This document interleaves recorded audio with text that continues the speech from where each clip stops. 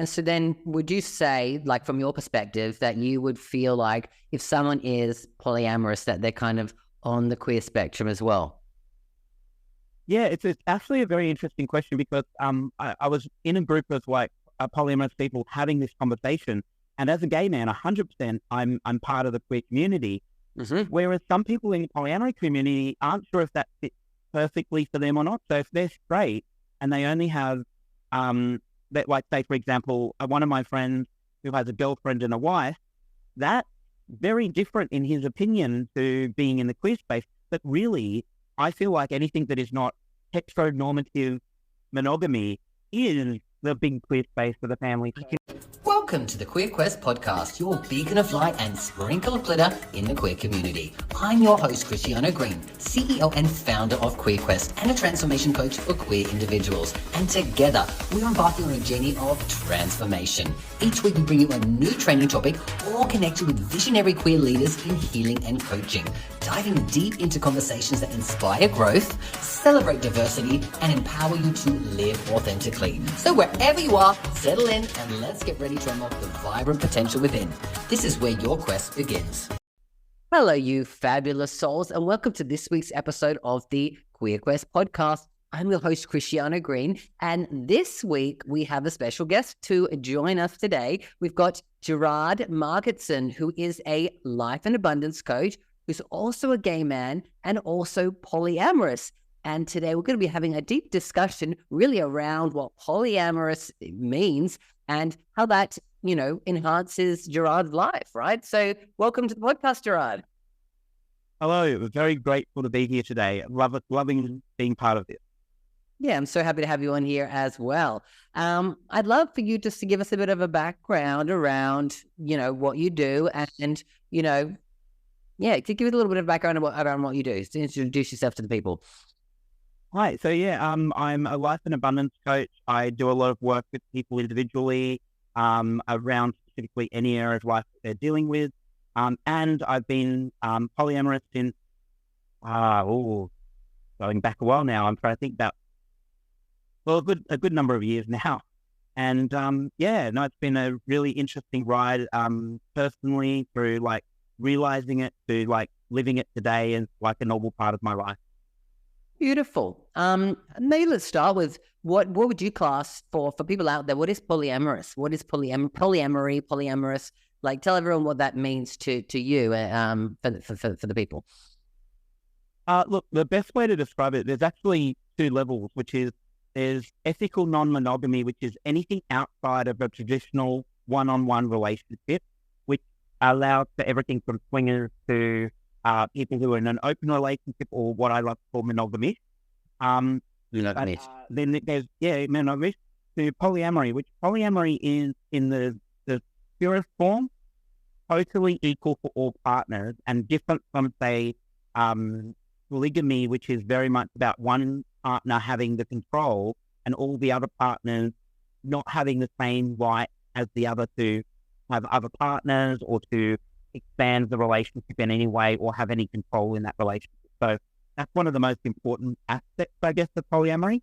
But the best way I can sort of describe it is so that everyone really understands it well is if you think of like gay, straight, bi on a spectrum from one end to another, and then you add gender to that, so you get your pansexual to all the different types, omnisexual to demisexual, so you get all that variety. So now we've got like this 2D plane. If you add a third access to that, you could be polyamorous as a triad where there's three people in a three-way relationship where each one loves the other, whereas other relationships are what are called a door hinge, which is one person with two partners but are equally connected to them, and to the varieties of what there are. Generally, the easiest way to explain it, though, is most people who are polyamorous will have their one partner here and the other partner there, or a number of partners that are all interconnected. And as soon as you start referring to people who you are connected to, we use the similar word for family as polycule. It's sort of like the network of people that you're connected to. So that sort of gives you sort of a big overview, but as you can see, it's a very vast space to go. There isn't one singular form of polyamory.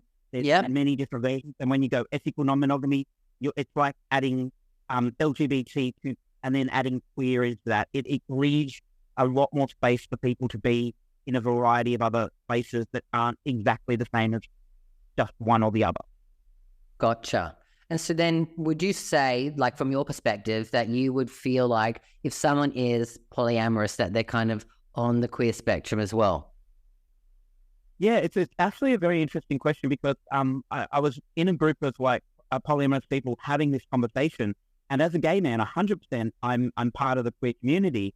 Mm-hmm. Whereas some people in the polyamory community aren't sure if that fits perfectly for them or not. So if they're straight and they only have, that, like say for example, one of my friends who has a girlfriend and a wife, that's very different in his opinion to being in the queer space. But really, I feel like anything that is not heteronormative monogamy is the big queer space for the family. I completely understand what you're saying, yeah.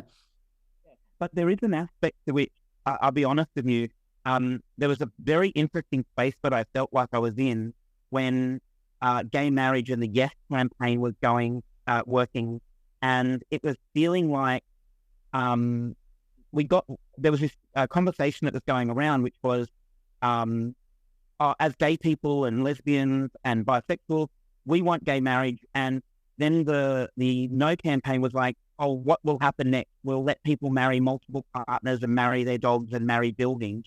And the Yes campaign was very much like, yeah, we will never support that. And I know exactly, as a gay person, I know exactly why we were saying that. But from the perspective of someone polyamorous, I got to be at my former partner's wedding as a guest and have this experience of like, this is never going to happen for me. Like in my lifetime, it's probably never going to happen where I'll get to marry one of my partners. I can have a commitment ceremony, but that's just like when commitment ceremonies were the only option that the gay community had once upon a time. So there's a lot of like difference and a bit of a gap sometimes. So sometimes it is we are part of the queer community, but we're very much a very separate part in very many ways. I completely hear that, and I understand where you're saying that. And I guess it ultimately comes down to what each individual personally feels for themselves, right? So we can probably look at it and go, I see the same way. Like it's outside of the heteronormative view of a relationship. So it's queer to me, but I can also see someone who might be feeling, within their heteronormative sexuality that they go, I'm not queer. So I get both sides of it as well, and that makes. I guess we more fit in the plus rather than the queer sphere. So in the LGBTQIA plus, I think we best fit in the plus more than we fit in the queer space. But as someone who's gay myself, I love being both a part of both worlds, because there's a very interesting point of difference, which is like, as a gay man, dealing with coming out, dealing with a lot of the things that we've dealt with in our community, we're ahead by like more than 50 years. The polyamory community in many ways is very happy in the space that they're in, but mostly you might know hundreds of polyamorous people and they don't have to tell you because they don't have to be out. There's no requirement for them to feel that they need to put themselves in that position. And where the community was back in like the 1950s is where the polyamory community is still based in like a lot. I'm really glad that we get to have this conversation, because Yeah. there's a lot of people who wouldn't know what this is or have very strong opinions. One of my favorite things is if I go out on a date, I've got a really low hit rate for like most of the time. If I've got someone who's not comfortable with polyamory, they'll tell me something like, I'm really sorry, I can't be in a relationship with you because I'm too jealous. And I'm like, it seems like a really common thing for someone to say, but I really get that I get it coming from a place of, I don't want to date someone who wouldn't want to date me anyway. But it's like, I guess similar to like bisexuality, that in a variety of ways, when someone's bisexual and then they go from dating a male to dating a female, you knew that was going to happen. That's a possibility. If someone dates me when I'm just single and then goes, oh my God, you've got another boyfriend all of a sudden, well, that wasn't going to ever be a surprise to you. That shouldn't be a surprise, but it often is, because it's not been something that's front and center. Although the worst thing for me is like for gay representation, I can point to so many amazing role models and people who represent me as a gay man. The person who closest resembles me in the news media right now is Tiger King. And it's not something I'm very happy about because it's one of the only few polyamorous people who's gay in the world that's known for that. And I don't necessarily find myself in any way, shape or form related to him in any way, but he is best at the moment. He's the best example I could possibly point out on, like in any media that's out there. This is why this conversation is important and why representation matters. Because again, if there's only one person out there in the media that you are aware of that is, like you said, gay and polyamorous, then it becomes like almost what they fit into that stereotypical view of what a gay polyamorous person is. And again, when you don't see yourself in that, it kind of feels a little bit isolating as well, right? I can imagine anyway. Yeah, and then, like I say, the only other problem is with news media at the moment is we're still in the 1950s equivalent because, for example, back in the you had like Mr. Humphreys as a perfect example of a gay character. He was flamboyant. It was sort of played down and sort of under the thing. Or other gay men that, like Tom Hanks played a gay man in Philadelphia dying of AIDS and partner. And it wasn't until we got like Will Embrace and we got Queer as Folk and we got like Queer Eye for the Straight Guy, where a gay men were seen as professionals and were different from the stereotypes that had been placed on us for so long. At the moment, like if I point out any other types of like representation of the polyamory community outside of the gay side of it, you get Big Love, which is about the Mormons, which is polygamy, not polyamory as such. And then you get the politician who has this great moment of humor when you find out that the senator for New York has a husband and a boyfriend, and it's a point of comedy trying to hide it and trying to make fun of it. And that's sort of the way things are for us compared to, say, like the queer community that has literally moved leaps and bounds in representation and in, like, we used to be the butt of jokes.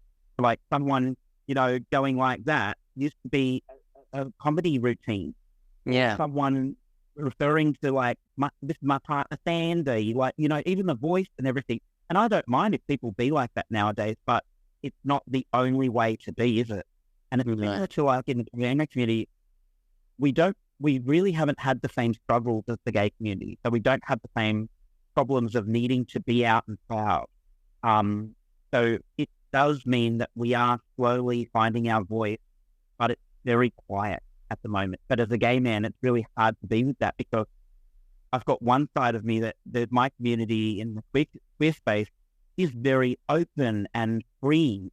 And then on the other side, we have freedom as long as it's quietly kept to ourselves in many ways. Like it's really hard to date in the gay space as a polyamorous person because of that, because it's such a different bar.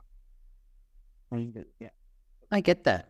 Well, I'd love to hear about the journey for you to, I guess, coming to terms with you being polyamorous. Like, tell us about what it was like before you came out and how you figured out that you were, and like, yeah, like that kind of journey of like self-discovery there. Well, I think the thing that's really funny is, how like when you go, before I knew that I was gay or before I came out, I had things that were obvious signs, like certain things in my life that were very obviously heading a certain way. I remember my first ever real boyfriend. We broke up not because of anything particular to the relationship. We broke up because I started falling in love with someone else and thought, well, I can't obviously do that because if I loved that person enough, I wouldn't have feelings for someone else. And that was sort of like the early days.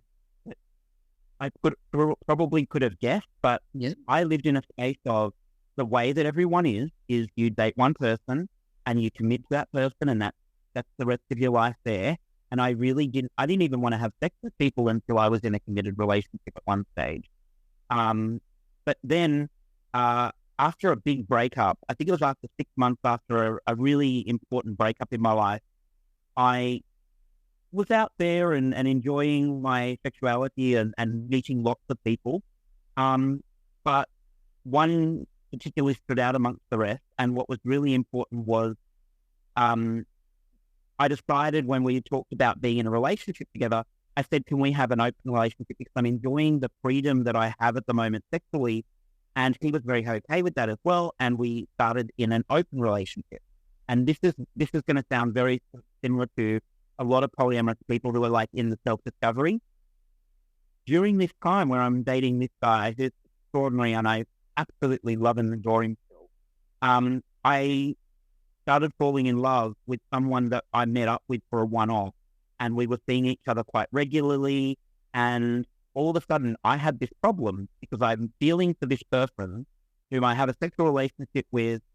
And I said to him, I'd really love to call you my boyfriend, but I have one of those. And he goes, you have one of those already, so you can't really do that. I went, okay, well, I'm going to go talk to my partner about this. And this is why I say he's the most amazing person, because he said, is this going to cause us a problem in our relationship? And I said, I promise you I'm not going to let this become a problem. And he went, okay, then you can date him too. And I went, oh, okay. I didn't think that was a conversation I could have had. And I thankfully did also have like 3 amazing friends who are in a polyamorous relationship who were also straight, who I could turn to and ask questions about, and they answered them really well. But I think even after dating the 2 partners at once, it really wasn't real for me until I told my mum. Like when I came out to my mum as polyamorous, as real, until I actually came out to her, I just tried to keep it on the low down that I had 2 partners.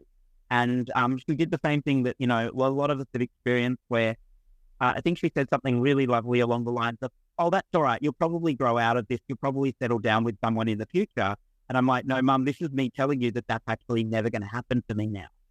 It's never going to be just the one person, or it might be, but it will never be like that for me forevermore. And after that, I also believed that there was no way, if you had 2 partners, you would be the same as me. There's no way that there's going to be any more. Because if someone says, I'm in a relationship, would you like to go on a date with me? I thought, how crazy would anyone have to be to want to date someone who's already got 2 boyfriends or 2 partners even?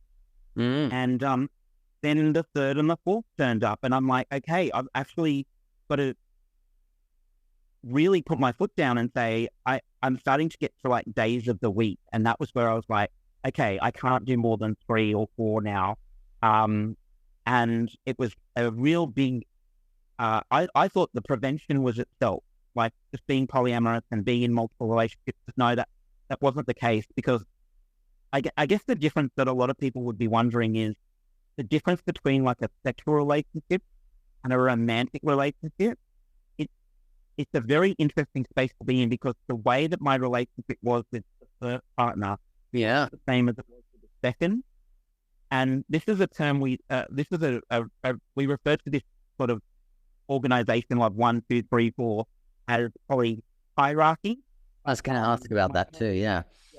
My current situation is I'm in what's called polyanarchy, which is that everything is 100% equal between all my partners.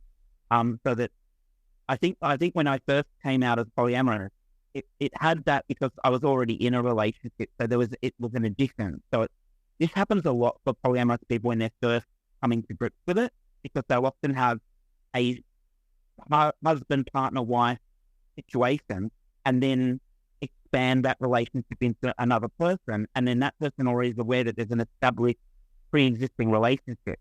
Whereas at this stage, when I've broken up with all of those 4 partners, have broken up with me, or me with them, and I'm currently in a situation of being in 3 relationships right now.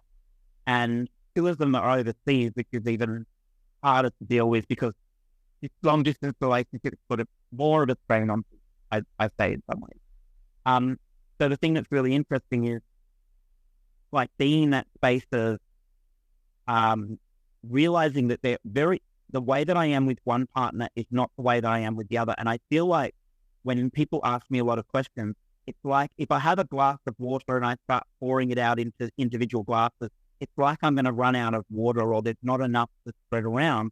But I don't think love is like a glass full of water. I think it's more like a non-ending resource And as you expand it, it becomes more available in a way, because the best way to describe it is, if you love if you have you've got parents and siblings, for example, or cousins, you love them individually, not the same exact way as the other. Yeah. The way that all of my partners, the way that I care about them and my relationship with them is so vastly different to each other that I couldn't say that one's better. I couldn't say that one's worse, or the only thing I can say is different. And in some ways, I think a lot of people can understand polyamory. If you imagine you have a group of friends and you've got a friend that fulfills you in your going out and having a lot of fun, and they're good time friends, and another friend who just loves being like the person who just sits around and has a chat and gossips and has a lot of fun just doing that, but they would never want to be the person that goes out with you, or if they were, you wouldn't really want to take them because they're the person who wants to sit in the corner and not talk all night, or they're introspective and you wanting to be a lot of fun. So it's similar to that, where you can have a relationship that fulfills you on an intellectual level, on a spiritual level, on a going out and being social level.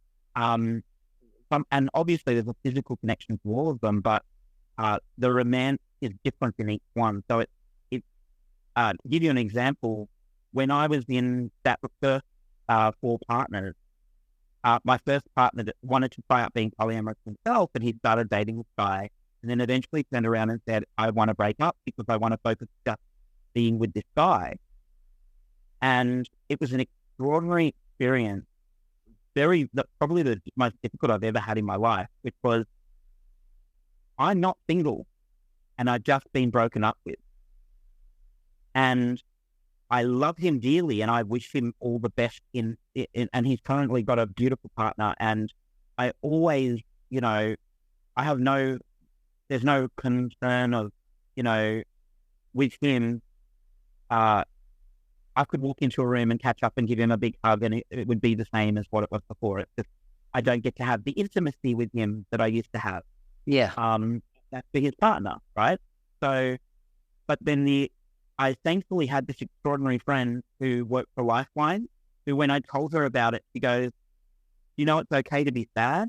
And at that moment in time, I didn't feel like I was allowed to be, because I had 3 boyfriends and I was broken up with. I didn't feel I had the right to be upset about it. And so it was this harrowing experience until he said that. And then I burst into tears and I came to terms with what I was dealing with. You mourned the relationship that you had. And because he was the first partner, that undid the hierarchy, which meant, who's the person I go to ask questions if this is okay? And the second partner was certainly not ready for that and didn't want to be that.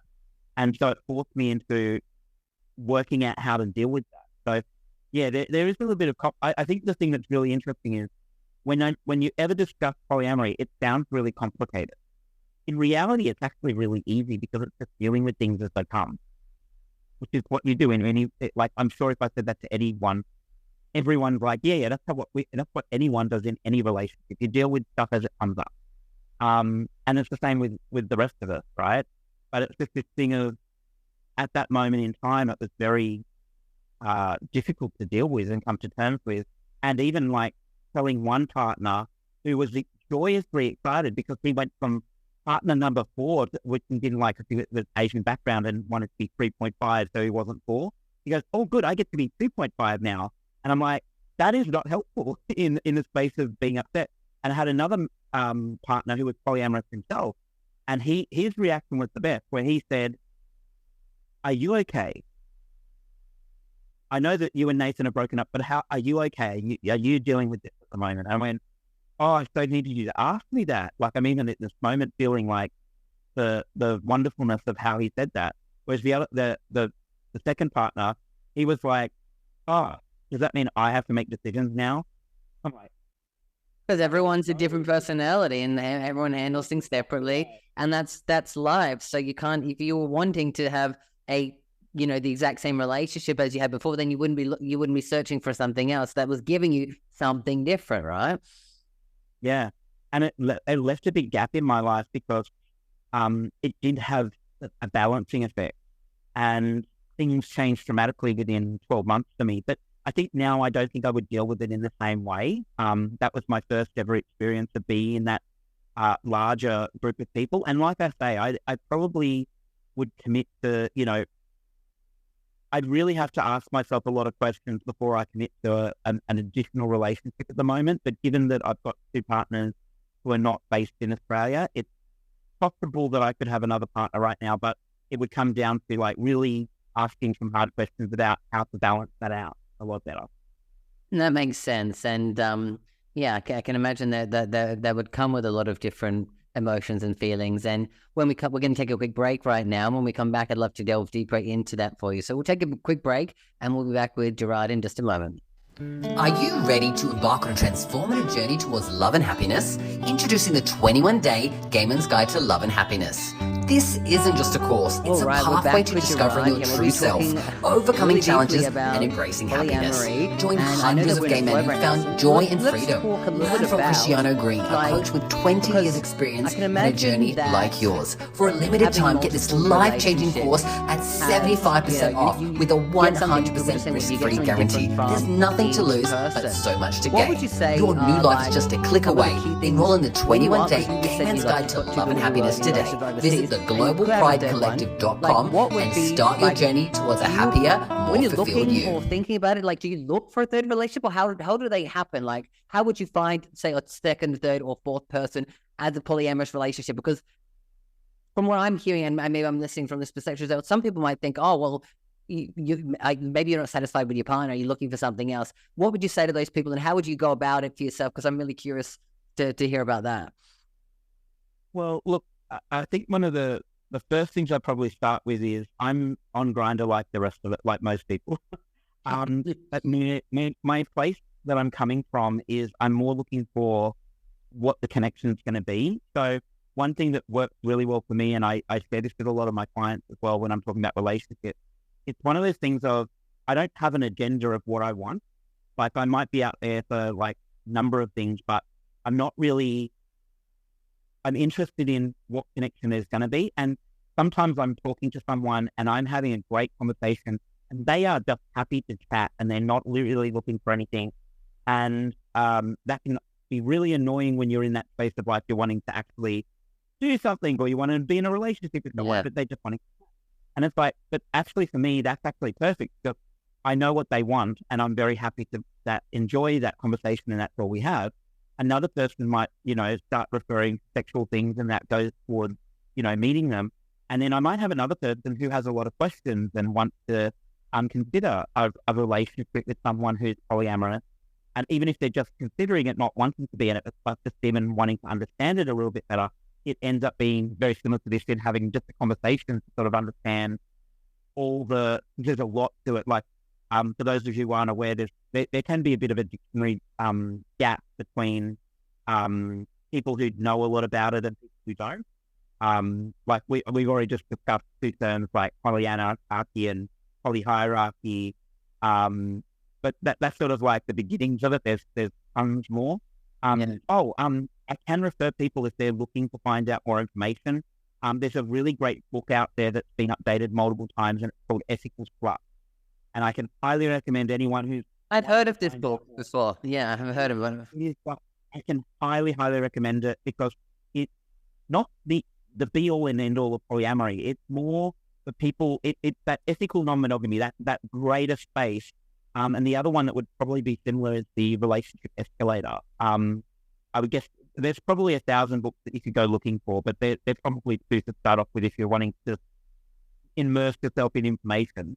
But from the perspective of like actually going out and meeting people, most of the people I've ended up in relationships with have come from just meeting them face to face or connecting with them, and they just really love that connection. And I have an option that a lot of people don't necessarily have, which is if you met someone who's already in a relationship, that already has defined how far that relationship and connection can go.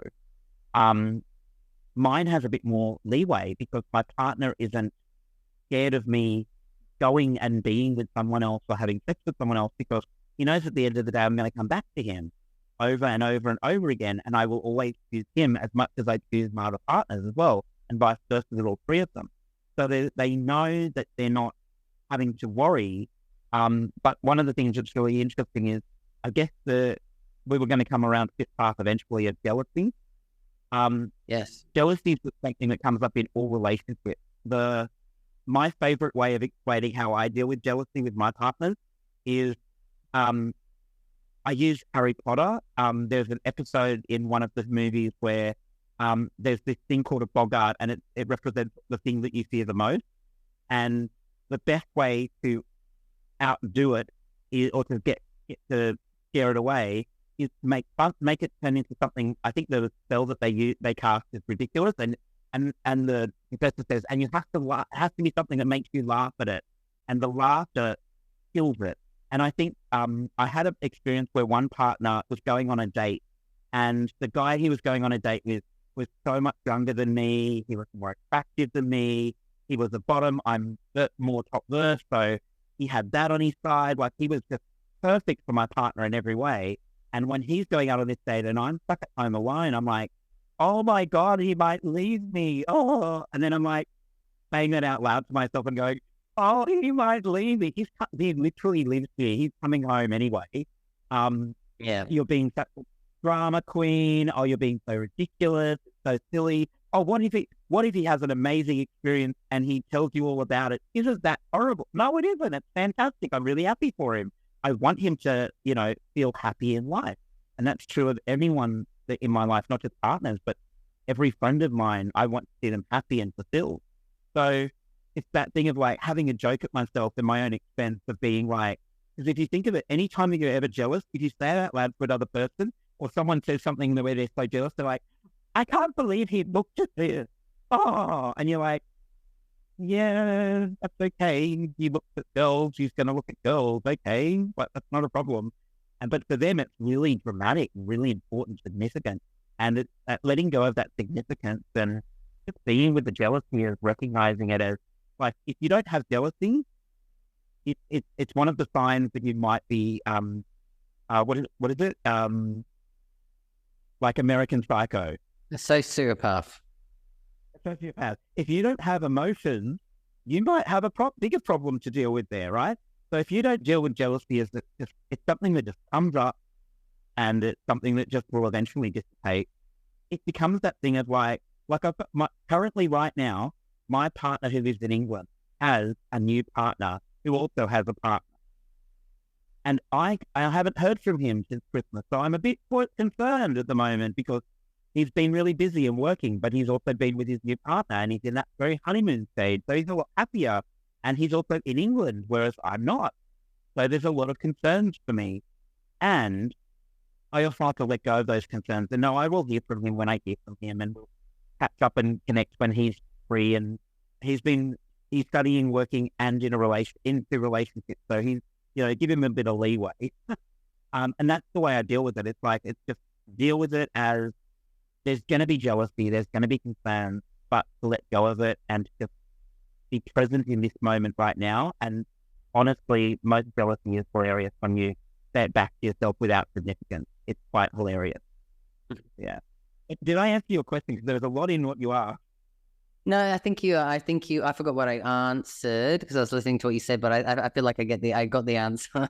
so I haven't got any further question to that part there. I'm curious now to understand when it comes to you being in relationships with multiple people. Now, I know that when you said that your first relationship, you had to talk to him about the second, etc., and then he tried polyamory, he realized it wasn't for him, and of course he then is now in a new relationship. Do you find that, as you're going into new relationships, as a polyamorous person, do you find that you only date other people who are polyamorous? Like, how does that come up with that, like, there as well? Because for that, like, because imagine a gay person only going to date a gay person or a bisexual person, but then it's like a polyamorous going to date a polyamorous and a monogamous person, because it becomes a bit confusing there as well.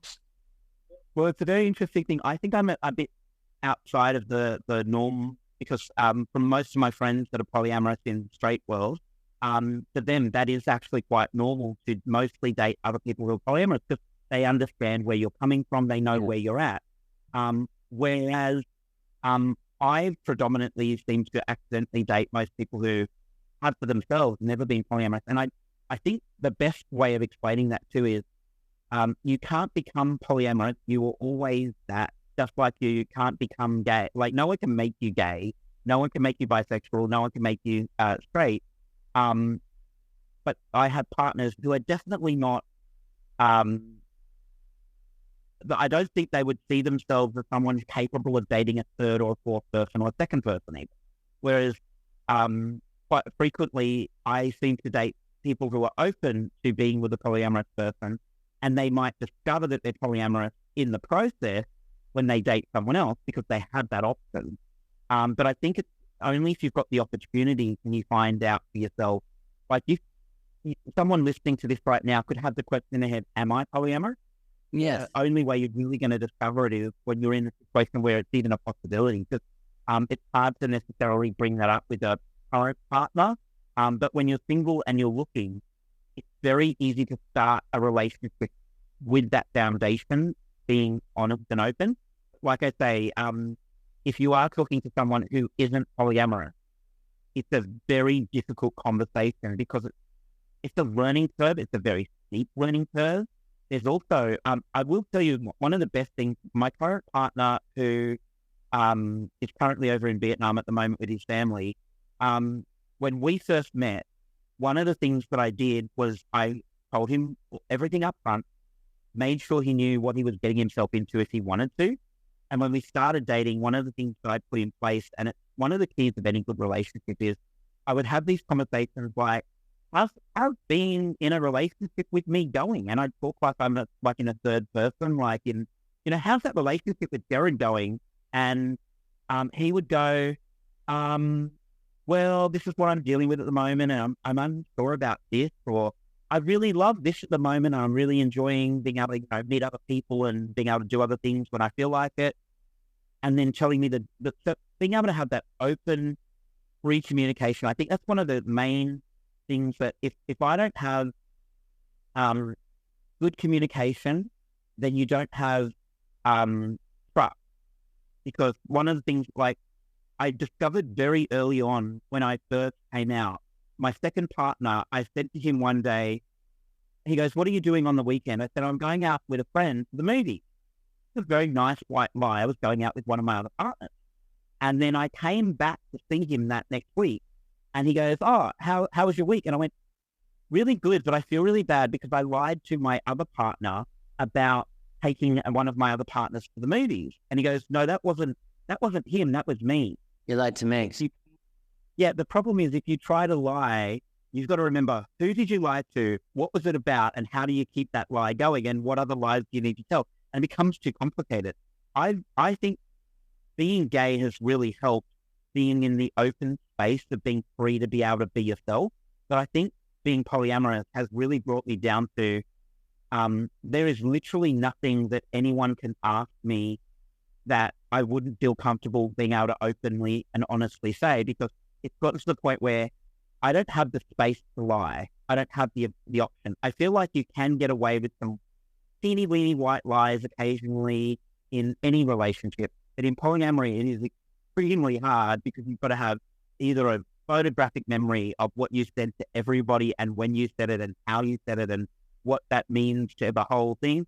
After that one time that I got caught out, I was like, I know that this is impossible to deal with anymore. And I guess the other aspect of that 100%, and that's not just for like polyamorous relationships. That's if you don't have if you have a monogamous relationship and you have these few little white lies that you get away with, you're only getting away with them now. You're not getting away with them forever. And the same thing's true with, I guess I can't go to bed on a fight. Like I need to resolve all problems there and then. I don't get the opportunity because what if I go home and I don't see my partner for a week and then he doesn't want to see me because he's pissed off with me about a fight that we had last week? I might not even remember, and he might not even remember why we're angry with each other, but we're still angry. So we literally have to resolve all communication there and then, which sometimes is really difficult when you just really want to go to, or you're really angry and you really need to let that anger go to be able to even have a conversation about it. But I found that that's the only way to do it, because relationship will end, because unlike a monogamous relationship where it's almost like, aha, we're together, you can't get out of this that easily. In a polyamorous relationship, the slightest thing could be the end of the relationship if I don't deal with it straight away. And also I can imagine that you could see how one relationship can affect another relationship, because it happens normally, right? Like if you're, in your relationship with your partner and you're fighting with them and you go hang out with your friends, you're going to bitch and moan about that partner, right? So curious to understand how you navigate situations like that, where you have multiple relationships and how one relationship is coming into, the other one. Yeah. I think I would never probably have a conversation. Or do you have limits where you don't talk about, we're not talking about each other partners, or we tell each other everything, because, there's probably so many fine lines that you can have in these things, right? Yeah. And I think this is where it comes down to me specifically versus the rest of the polyamorous world. I think one of the things that's really interesting is we have the thing that we use the term boundaries rather than rules. So it's usually like we'll have conversations where we go, what's going to hurt or harm you emotionally or physically in being in this relationship? And then looking at what we can put in place to protect against that. And that's one of those sorts of conversations. Like one partner might want to know everything that's going on. Another partner might like to live in a nice little, neat little bubble where, okay, when we're together, you're 100% with me, so that's really great. I actually don't really want to know about what's going on in your other relationship. I don't want them to have any effect on our relationship. And then you might have someone who wants a combination of a bit of both, where they're like, you're never allowed to speak negatively about your partners in front of me, because if I ever have to talk to them, I don't want to be in a position of hating them or liking them based on what you have to say. So it really depends on the partner to how the relationship between how to communicate. You have to have open and honest communication, but then there's limits to how open and honest you really want to be about those things. So like, the boundaries are super, super important in polyamorous relationships. And each relationship is going to have different boundaries. Yeah, and the thing that's super important about boundaries is compared to rules. If partner crosses a boundary, that they have the ability to communicate that in a way that they're not punished just for telling you the truth. So, for example, and I think this is very much similar to a lot of people that I've spoken to. If I'm in a situation where I or my partner has an STI, it can happen. I want to be able to know about that immediately, rather than them being worried about telling me and then I find out myself, rather than them telling me. And so that actually happened. I literally was telling a friend about this, and it happened the next day. And my partner came to me, rang me up and said, I'm really sorry, I've just found out that I've got this. And I went, okay, no worries. And that meant I'm off the market for playing around until I find out the results of my test. I have to go get tested. I've got to find out for myself. I found out that I didn't have it. I must have missed it somehow. But it was one of those things of my partner felt so comfortable that he could just ring me up and tell me immediately.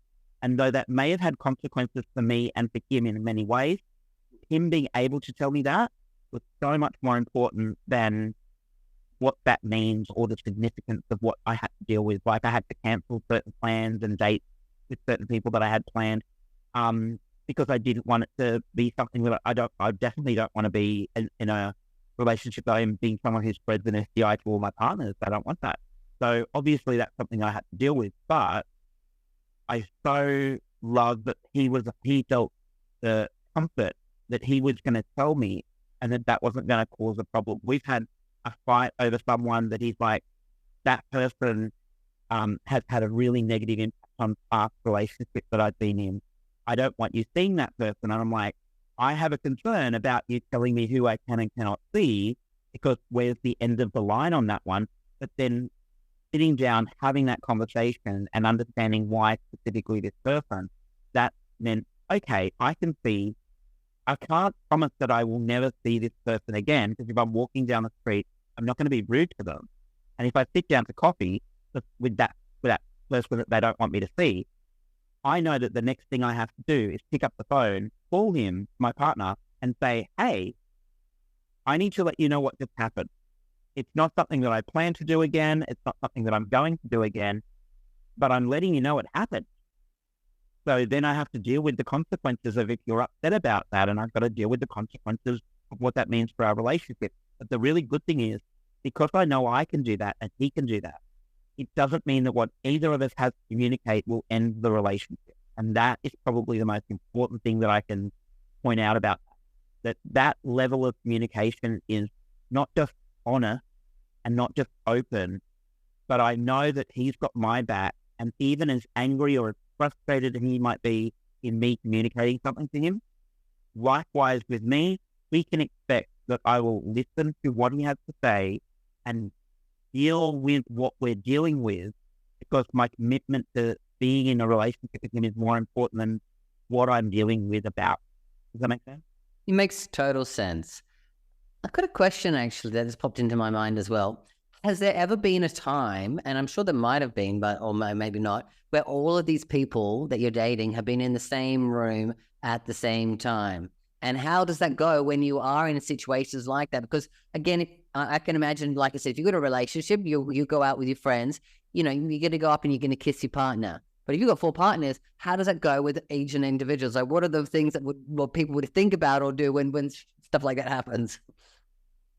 Well, it's funny that you say that, because when I first came out as polyamorous and I had three partners at the time, I tried getting 2 of them in the same room, and the only thing they had in common was me and smoking, and both of them were trying to quit smoking. So that was really hard to work. I was like trying to make it happen where they're all in the same room, to see what it would even, like, how would I even deal with that? And so we had a dinner party, I had the two partners there, and was trying to balance that.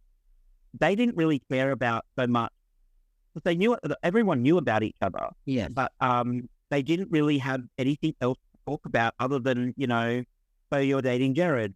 Oh, okay.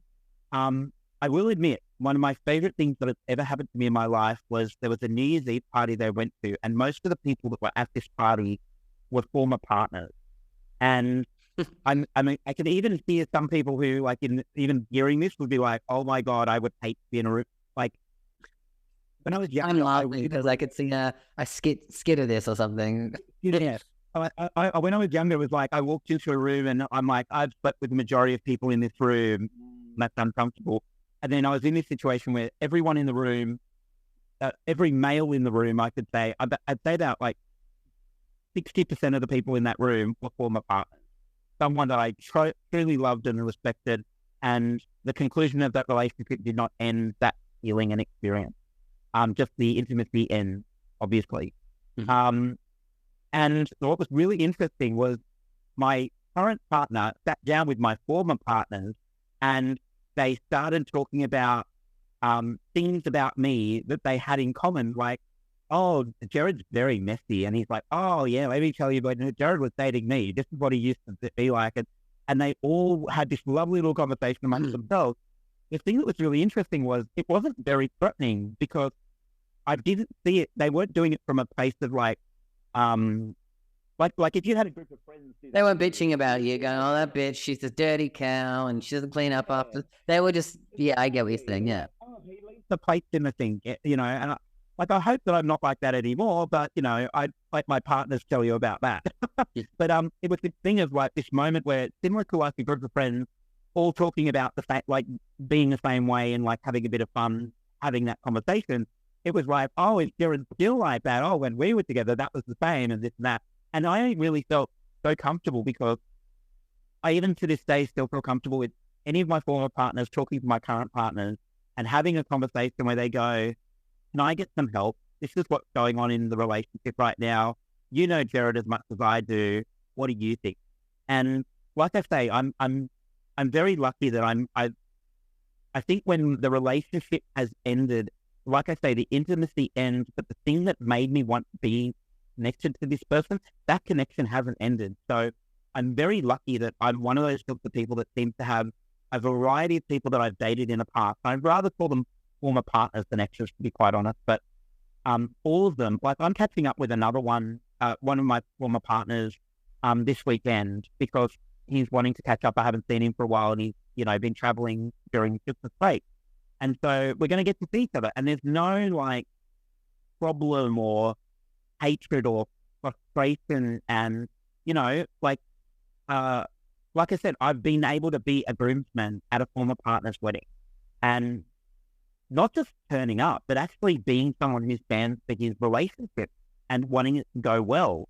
And when they had fights and problems, both of them could call me, the new partner with my former partner, like they could both call me and say, I just want to have a bitch fest about this partner. And I'm like, go ahead.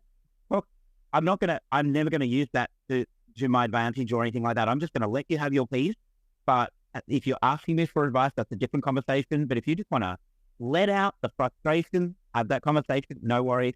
And then know that I'm not going to go to the other person, you know what he said to me. It's not going to be like that, because I'm out for their success and happiness. And I'm like that for every former partner I have. I want to see them do the best in life. And if I can do anything to help with that, I'd love to offer. So it's one of those things. But yeah, I've been in many situations. There are probably one or two partners that I think I would find difficult being in the room with, but it's more of a clash of personality now than it was then. Yeah. Outside of that, I don't think I would ever be in a situation where I would feel worried. As to my current partners, obviously can't be in the same room because they're currently in different countries right now. But if they ever had that opportunity, I don't think I would be too concerned. And when I have been in a situation where multiple partners have been, I had one partner who met all the other three, but oddly some before and after some during the relationship, it's mostly all the other two for the relationship. So he really only got to sort of meet each of them. And he found it very interesting as they're nothing like me. They don't look like me. They don't act like me. They don't have the same interests as me. And I'm like, that very much is a part of the way it works, is I'm not looking for someone to replace my partner. I'm connecting with another person, and the connection is so powerful that the reason why I'm connecting to them has nothing to do with anyone else in my life. And again, I guess it's very similar to like having a group of really close-knit friends that you love them dearly and you want to see them happy. There's this wonderful word that I probably pull out of the polyamorous dictionary, which is compersion. And it's this experience of being happy for your partner's connection to someone else. The happiness that you feel to see them happy. And I think most people can understand that if you've ever been at a friend's wedding or a friend's, you found one of your friends, closest friends, come up to you and goes, I'm totally in love with this person. And you're like, so happy for them. You're not happy because you're in a relationship or you're not jealous of them being in a relationship. It's that moment where your friend is happy with the person they're with and you want to see them happy. That's the same with me for all of my partners. So I want them to be happy. So when, for example, that first breakup, he wanted to experiment, try and be polyamorous. I didn't believe he was polyamorous right from the start, but he wanted to try it. And who am I to stop him? And if he was successful, great. And if he wasn't, okay. When he broke up, I could see what he wanted was a one-on-one relationship, and I couldn't provide that. And it's sad. Right. Yeah. That's the thing. Yeah. Because I really wanted to stay in that relationship. It was time for him to try that out and experience that and find out for himself that's what he wanted. Now, as far as I know, he hasn't ever, I don't know if he's in an open relationship, but I don't think he is. I don't think he's ever tried being polyamorous again. I don't think he's ever dated another polyamorous person. He might be in an open relationship, I don't know. But I would say the best thing about any of my past relationships, there's a bridge still left open. There's not like we could get back together. Like I'm really clear that relationship has ended and ended for the right reason. And the same with all my former partners. There's no, I'd say there's some people that especially one that like moved overseas was the reason we broke up. I think now, especially being in a relationship that I never imagined that I'd be in a long distance for me is more weird for me than being in a polyamorous relationship with multiple partners. So just being in that situation where someone's so far away and I don't get to see them physically, that's been more of a difficult experience than trying to deal with being in multiple relationships. But yeah, I think that's one of the places. Yeah, but and in all that. Okay. And so you've talked a little, you mentioned a little bit about, when you came out to your mother and, she kind of was like, you'll grow out of this kind of thing. Curious to understand for you, what are like the negative experiences you've had when people have found out about you? Like, what do people normally say? How do people normally take it? Or do people just mind their own business? Because in my opinion, probably people don't mind their own business that much, but there's probably a mixture of the two. Well, like I say, the best part is of being polyamorous. There's nothing physical or obvious, so I don't have to necessarily tell anyone. So majority of the time, most people don't know. But I've just found being open as a gay man has made it a lot easier to be open as a polyamorous person. So look, yes, 100%. Some of the coolest and horrific things I've ever heard. I have one friend who still to this day refuses to call it polyamory and goes, "How's your polygamy going?" And it's like, that's as nice as saying, I hope I don't mind saying like the F word, but like, that's like saying to a gay man faggot. Like, you can own that, but it's not, it's like, oh no, the best one would be like, actually the equivalent would be calling a gay man a pedophile or just calling him pedo, right? A polygamous person is someone who in Australia right now would be considered a criminal because it is under the law of Australia and many other nations in the world. It is illegal to marry more than one person. You're a bigamist and you can be jailed for that. So technically, the difference between calling someone polyamorous and calling someone polygamous is like saying you're a criminal. Now, he's not doing that from necessarily being mean, but he refuses to get the word right. And that has been one of the harder things to deal with I still care for this friend, and I have to let go of I have to deal with whether I accept his behavior or I choose not to accept it. And I think that's the best way of being it with everything. But yeah, I've had one friend who told me that when I first came out as polyamorous, he told me that I was being greedy. I'm sure that there's a lot of bisexual people who will often go, yeah, me too. So yeah, polyamorous people often get being greedy, which I'm like, I'm hardly being greedy. I'm being generous. It's like I'm allowing my love to expand beyond one person. So you're dating one person, you're a bit greedy. I don't want to pick on monogamy because I actually quite respect it. But it's not for me. And just like being straight is not necessarily, or being heteronormative is not what most people on here are listening. Like that's not for them either. You can't put me in the same peg that, and I look, one of the things that I come from, and I had the great experience of like coaching someone who was coming out. And my favorite thing that I said to him is, how long have you known that you were gay? And he goes, well, since such and such age. And I went, how old are you now? And we worked out it was like 10 years that he's known that he's gay.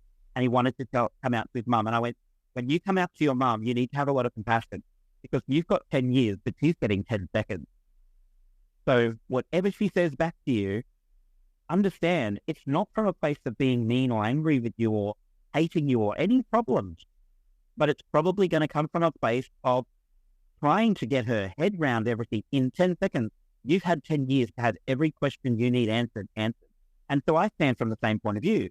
If someone gets really uppity about me being polyamorous, what's that? But that's nothing to do with me. I don't need to be offended by them because I've had years I don't think I know every answer to every question about this potentially either, but I've certainly had a lot more time than whoever's coming at me with like I said, even this friend who uses, I guess it's not technically a slur because it's actually a technical term, but it's definitely not, I would not classify myself as polygamous in any shape or form or wish to be ever.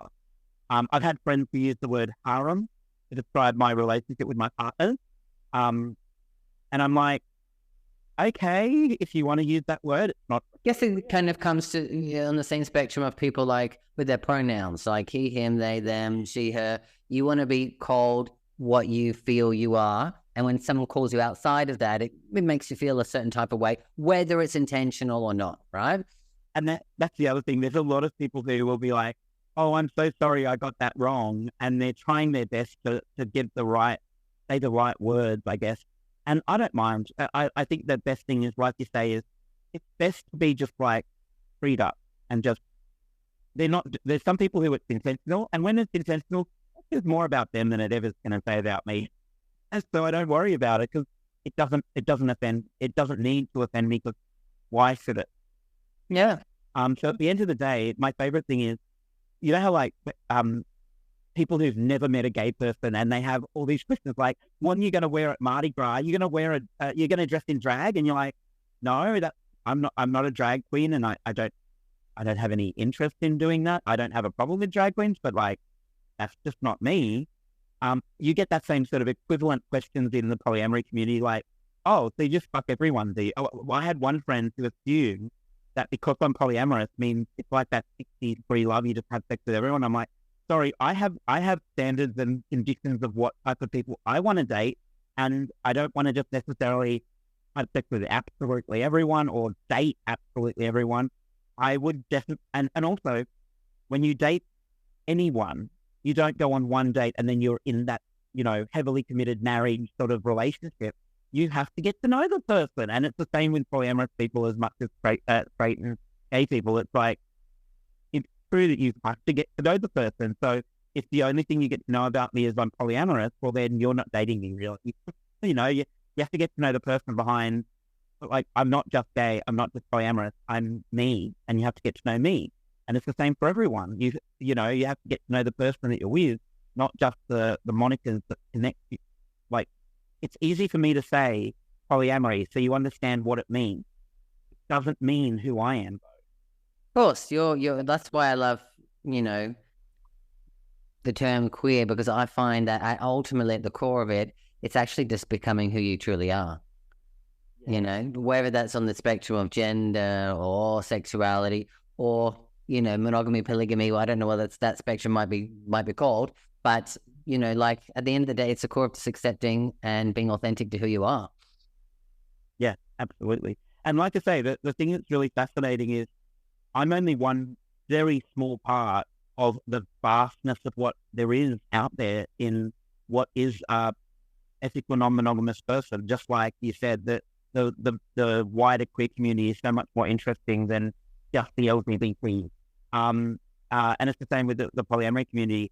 I would love the possibility of being in a triad or a three-way relationship, and it's not ever happened to me, and I know people who it happened to, and you go, that's fantastic. It's maybe not what I'm necessarily going for, because I am very clear that necessarily what fulfills me in one partner doesn't make that connect with that person. So it's one of those things. Even my partner, who, like I say, is Vietnamese, his background, he's like, the people that are interested in you, Gerard, are not necessarily the people who are interested in me, and vice versa. Correct. Very hard. Yeah. It's very hard for us if we were even considering that idea. And I went, I understand that. Like I say, at the end of the day, it comes down to not everyone that I'm going to be attracted to is the same people that my partner's going to be attracted to. And sometimes they can be. But yeah, I don't know. From there, it can be anything that it needs to be. I get that. Well, Gerard, I should say, appreciate you coming on here today and sharing your own experiences and your vast knowledge on polyamory, and all that includes, because I think you really, kind of given us a bit of a masterclass on that. So I appreciate the level of knowledge that you have and just the vulnerability you had to share your own experiences with us, because I think, like I said, people out there who are listening to this, who may be questioning themselves, just really curious about it, I think you've really given them some stuff to really, really think about deeply. Thank you. Awesome. And Gerard, how can someone find you? Like, if there's someone out there who is curious and wants to reach out to you, like I said, I know that you're a coach as well. How can someone reach out and get to know more about what you do, or even just ask you some questions? Oh, sure. The best way probably is, I've got, my website is Abundance Call. So abundance, the word call together.com.au. From there, you can find me in a variety of spaces. I'm really easy to get a hold of. If I don't respond straight away, you can always leave a message or text me, or I think there's 100 different ways that my website allows you to get in contact, whether it's call or reach out to me. So yeah, please if anyone feels like they want to ask me some questions, I'm also on Facebook. I'm Gerard Margetson. Margtson, and Gerard is Gerard. And by the way, I totally answer to Jared and Gerard, so you can say either in place. It's totally fine. And most of my friends fall into one or other camp as well. So yeah, 100%. But yeah, you can find me on any of those places. I'm on social media, so easy to find. I'll link all those. I'll link your website in the comments below. So if you're someone listening to this, click on the link. That'll be in the comments, and you'll be able to go to Gerard's website anyway. Thank you. Beautiful.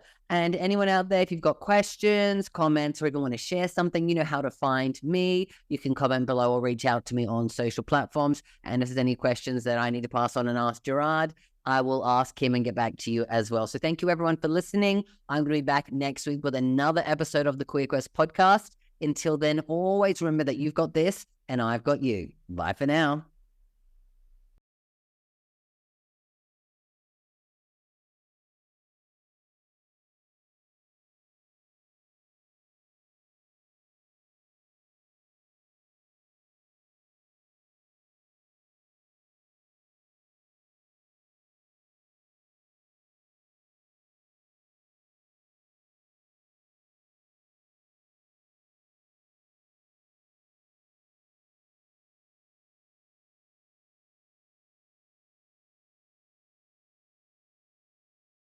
You are feeling lonely and depressed. Maybe you are struggling to make any queer friends. You have had no luck in finding love, or you feel like the black sheep of your family. Embrace your journey towards joy and love with our queer transformation coaching services tailored for the LGBTQ+ community. We're here to guide you from the shadows of loneliness into the light of connection and self-acceptance. Our coaching is more than a service. It's a transformative experience designed to uplift, empower, and celebrate your true self. Discover the freedom of living authentically, strength in vulnerability, and the power of unconditional self-love. With us, you'll learn to weave joy into the fabric of your daily life, build meaningful relationships, and foster a supportive community around you. Let's embark on this journey together, where every step is a step towards a more joyful, loving you. Let's create a world where you live authentically and love abundantly. Your journey towards a brighter, joy-filled future starts here. Check out the link in my bio to book your first session free.